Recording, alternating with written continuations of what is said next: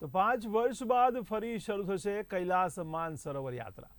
ત્યારે ભારત અને ચીન વચ્ચે સમજૂતી થઈ ગઈ છે.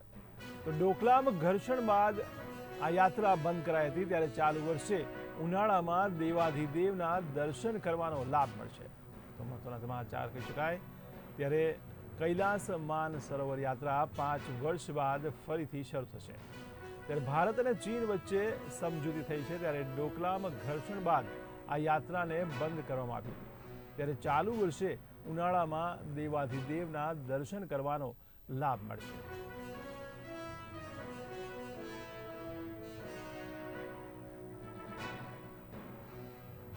વધુ માહિતી માટે અમારા સહયોગી ચિંતન સુથાર ફોન લાઈનથી જોડાયા છે. જી ચિંતન, શું છે સમગ્ર વિગત?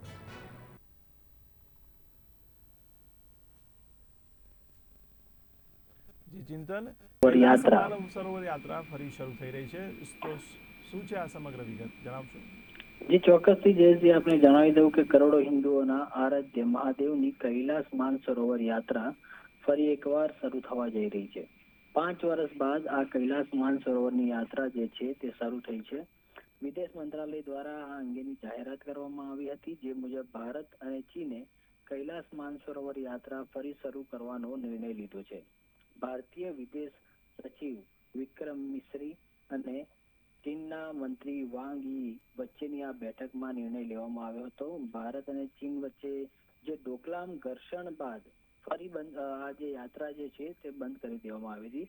જોકે ચીને હવે ભારત સાથેના સંબંધો સુધારવાની શરૂઆત કરી છે. એના ભાગરૂપે 5 વર્ષથી બંધ કરવામાં આવેલી આ કૈલાસ માનસરોવરની યાત્રા ફરી એકવાર શરૂ કરવાનો નિર્ણય લેવામાં આવ્યો છે. જે મુજબ ચાલુ વર્ષે ઉનાળામાં દેવાધિદેવના દર્શન કરવાનો લાભ કરોડો હિન્દુઓને મળશે. એટલે કે ચાલુ વર્ષે ઉનાળામાં આ જે કૈલાસ માનસરોવરની યાત્રા જે છે તે ફરી એકવાર શરૂ કરી દેવામાં આવશે. જી યાત્રા હવે ક્યારે શરૂ થશે અને શા માટે બંધ થઈ હતી?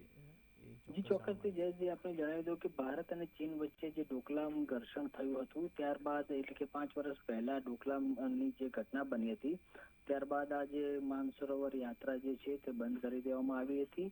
જો કે ફરી એકવાર ચીન અને ભારત વચ્ચેના જે સંબંધો છે તે સુધારવાની એક પહેલ રૂપે આ કૈલાસ માનસરોવર યાત્રા 5 વર્ષ બાદ હવે ચાલુ વર્ષે ઉનાળાથી શરૂ કરવામાં આવશે. એટલે કે